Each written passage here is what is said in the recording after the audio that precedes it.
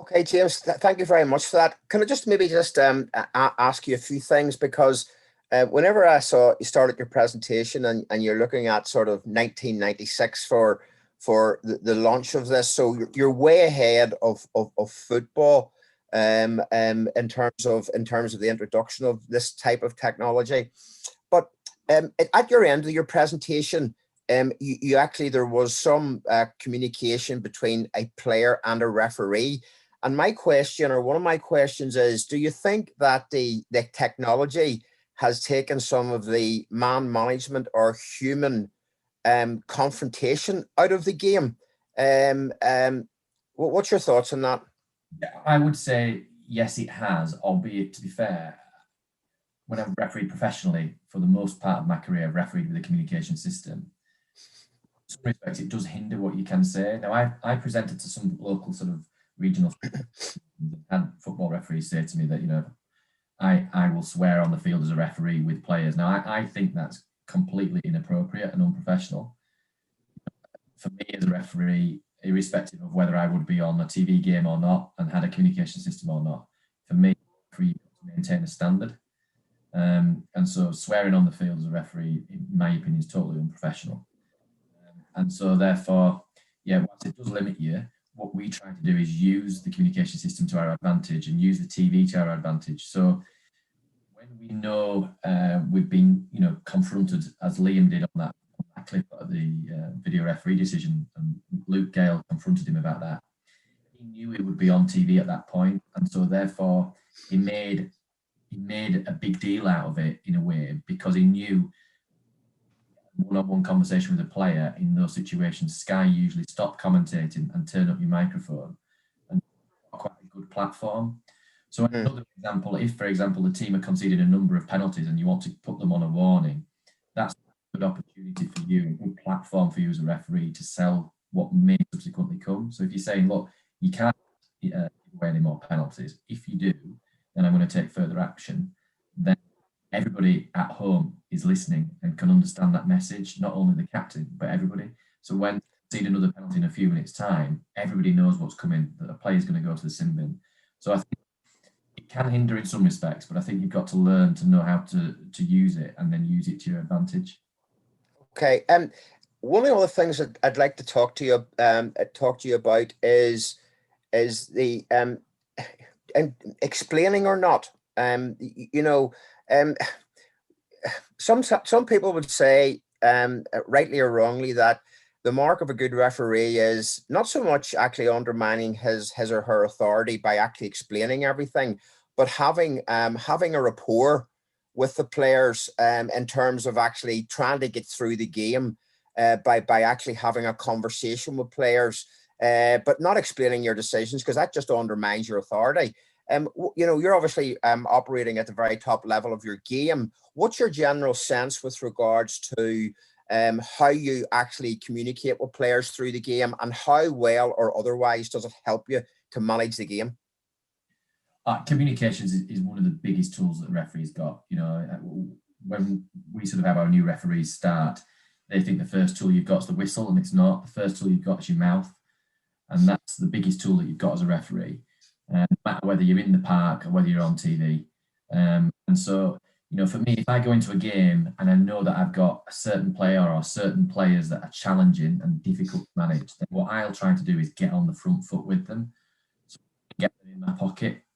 You know, that might be just a little bit of idle chit chat at a downtime, you know, asking out or making a bit of a joke, having a bit of a some sort of banter with them. That's almost break the ice. Or even if it's a case of, you know, they're not making back the 10, and I say to them, you know, John, you need to get back on the 10. And then if he responds to my input and improves, then sure, I go back to him and say, well done, keep listening, keep working with me. And so that positive feedback, as opposed to going to players all the time with just negative. Yes. I think it's really important that you go back and say, well done, you're listening, and that sort of thing. So you make it interactive and make it not just, you know, negative that you're going to with them all the time. So there's a lot of opportunity where we can, even on a communication system, talk to players in downtime where, yes, it's recorded, and if the home team or away team want to listen to that in the week, they can do. people at home won't hear it over the top of the commentary, and so you wouldn't say something that's inappropriate, but you would say something that hopefully will get that player on side with you and working with you. Okay, one of the other things. Okay, so football, we don't have the sort of visual communications that you have in rugby league, and obviously they are in Europe, but who knows when we might get them in Northern Ireland. But one thing that struck me, and it would strike all our officials who are wearing, for instance, communication systems between the three of them, is the clarity there needs to be with regards to factual conversations. Because what I heard tonight is factual conversations, not something like I think he may have done this or whatever. Everything is first person and very dominant in terms of the language. I am seeing a grounding. I am seeing a knock on. Try, no try, and that's something that I would want all our match officials who are maybe just starting off, maybe using communication systems. So you don't want, as a top level match official, you don't want to hear a lot of fluff or noise. All you want to hear is fact. Is that right? Absolutely, yeah. And not just sometimes the words that are said, it's the tone of the voice.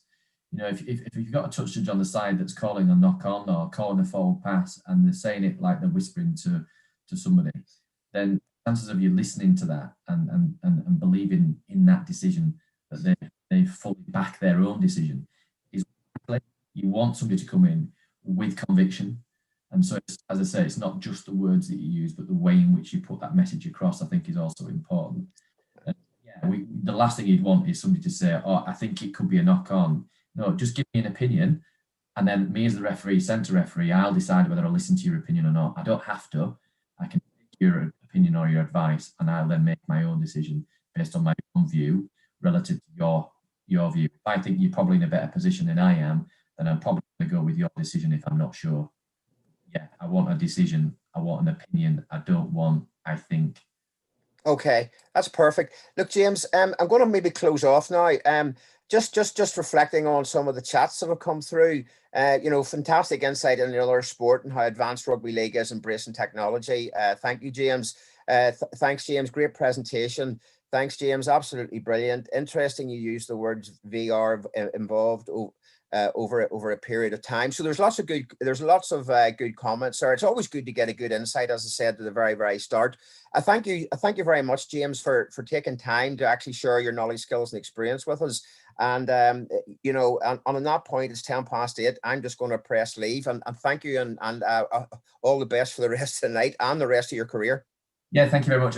Just one last comment was, it's a difficult presentation to bring across those who officiate in parks without the benefit of communication and without the benefit of technology. But as I said, in terms of communication, that would be the one thing I would impress upon people, that communication is so vital to your officiating. So it doesn't really matter whether you're on TV or not, whether you've got a communication system or not. The talk that you do with your players or your fellow officials is key to a good performance. So all the best. Okay. Thank you, James. Take care. Bye-bye. Have a nice evening. All the best. Bye.